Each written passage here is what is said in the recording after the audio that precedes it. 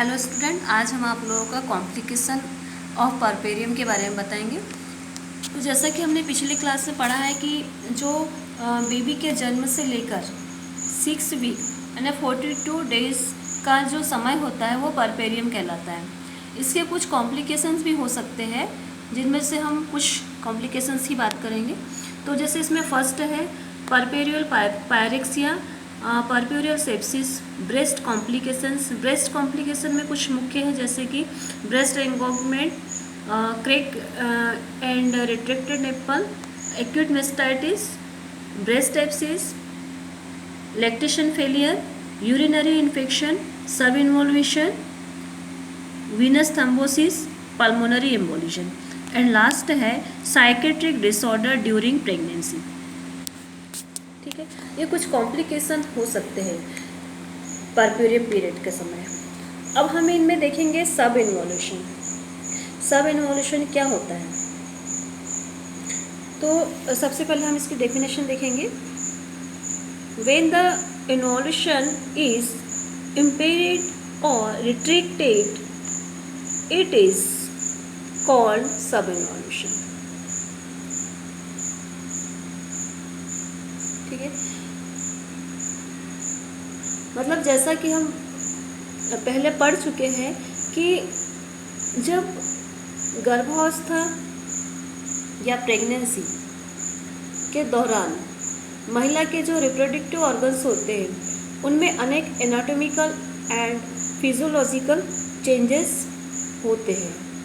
Delivery के पश्चात puerperium के समाप्त होते होते रिप्रोडक्टिव सिस्टम के जो ऑर्गन्स होते हैं वो नॉन प्रेग्नेंट स्टेज में वापस आते हैं। यह प्रक्रिया इन्वोल्यूशन कहलाती है।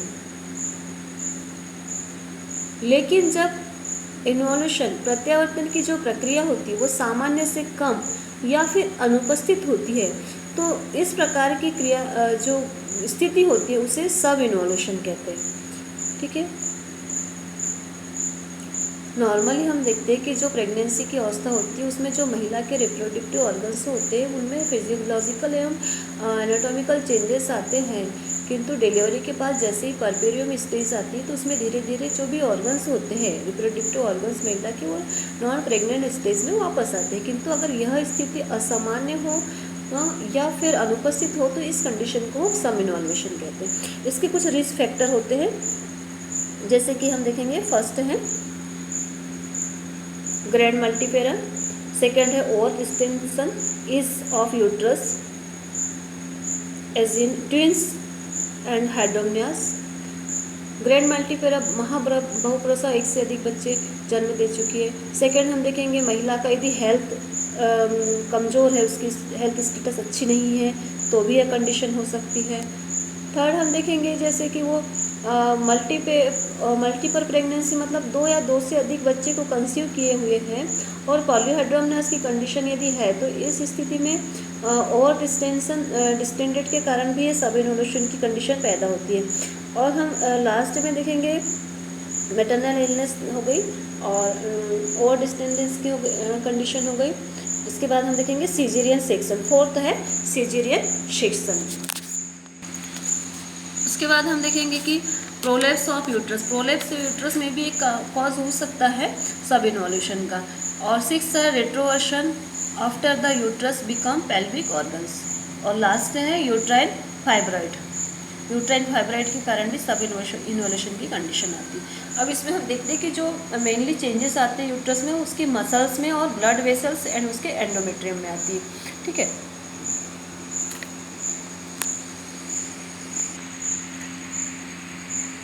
अब इसके कुछ क्लिनिकल फीचर्स देखेंगे हम। क्लिनिकल फीचर्स देखने के पहले हम एक चीज़ समझ लें कि जैसे हमने देखा कि जो नॉर्मल यूट्रस होता है उसका वेट होता है 60 to 80 ग्राम, उसकी लेंथ होती है 8, वाइड होती है 5 और उसकी जो थिकनेस होती है वो 3। ठीक है, आफ्टर 6 वीक के बाद भी हम देखते हैं तो उसकी जो नॉर्मल कंडीशन होती है वो 8 to 6 ग्राम, 60 to 80 ग्राम उसका वेट होता है और 8 into 5 into 3 उसकी साइज़ होती है। लेकिन जब आफ्टर डिलीवरी हम देखते हैं डिलीवरी, तो उसका जो वेट होता है 1000 ग्राम या 1 kg हो जाता है।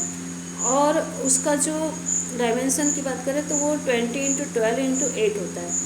ठीक है, 20 उसकी लेंथ, 12 वाइड और ये थिकनेस 8 होती है।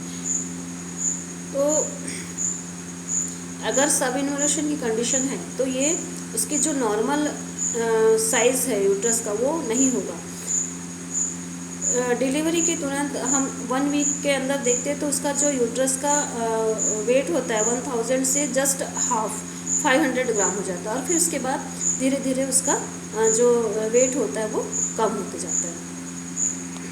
अब हम देखेंगे क्लिनिकल फीचर्स। क्लिनिकल फीचर्स में देखते हैं कि सबसे फर्स्ट लोकिया की का जो अधिक मात्रा में तथा लंबे समय तक सिक्रेशन होता है। सेकंड देखेंगे कि अनियमित एवं अत्यधिक ब्लडिंग होगी उसको, महिला को। ठीक है। थर्ड हम देखेंगे कॉन्सेप्शन के यदि कुछ प्रोडक्ट यूट्रस में रह गए हैं तो जिसके कारण क्रैम्प्स लाइक पेन उसको आएंगे, किसको, वुमेन्स को। फोर्थ हम देखेंगे यूट्रस की जो हाइट है वो परपेरियम की अवधि के अनुपात में अधिक होगी। ठीक है। अब हम इसके ट्रीटमेंट की बात करें। ट्रीटमेंट, यदि सब इन्वोल्यूशन का उपचार हम देखते हैं, उसका ट्रीटमेंट करेंगे तो सबसे पहले उसके जो कारण है उसका पता लगाएंगे और उसके कारण के अनुसार ही उसका ट्रीटमेंट करेंगे। तो सबसे पहले अगर हम देखते हैं कि सब इन्वोल्यूशन का जो कारण है कॉन्सेप्शन है, कॉन्सेप्शन के कुछ प्रोडक्ट अगर यूट्रस में रुक गए हैं तो उसको हम पहले इवैक्यूएशन के द्वारा उसको बाहर निकालेंगे। सेकंड हम देखेंगे यदि महिला का एंडोमेट्रियम से पीड़ित है तो फिर उसको एप्रोप्रिएट उसको एंटीबायोटिक देंगे। ठीक है। और थर्ड हम देखेंगे कि यूट्राइन प्रोलेप्स तथा इंट्रोवर्शन की स्थिति में यदि है तो फिर पेस्ट्री डाल करके इसका उपयोग करेंगे, पेस्ट्री का उपयोग करेंगे। नेक्स्ट हम देखेंगे महिला को यदि लगातार एवं अनियमित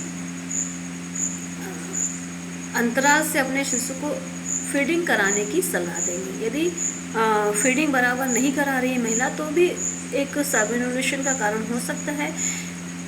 तो फीडिंग लगातार कराने के लिए महिला को सलाह देंगे, जिससे कि जो फीडिंग के समय कराने से क्या होता है कि जो उसके रिप्रोडक्टिव ऑर्गन्स होते हैं वो इन्वोल्यूशन में उसका हेल्प करते हैं। ठीक है। तो इस प्रकार से अभी हमने देखे कॉम्प्लिकेशंस ऑफ परपेरियम, जिसमें हमने देखा अभी सब इन्वोल्यूशन। सब इन्वोल्यूशन क्या होता है, उसके कारण क्या हो सकते हैं, उसके रिस्क फैक्टर और उसके क्लिनिकल फीचर्स क्या है और उसका ट्रीटमेंट। ठीक है। आगे हम नेक्स्ट क्लास में पढ़ेंगे। Thank you. I hope student आप लोगों को समझ में आ गया होगा।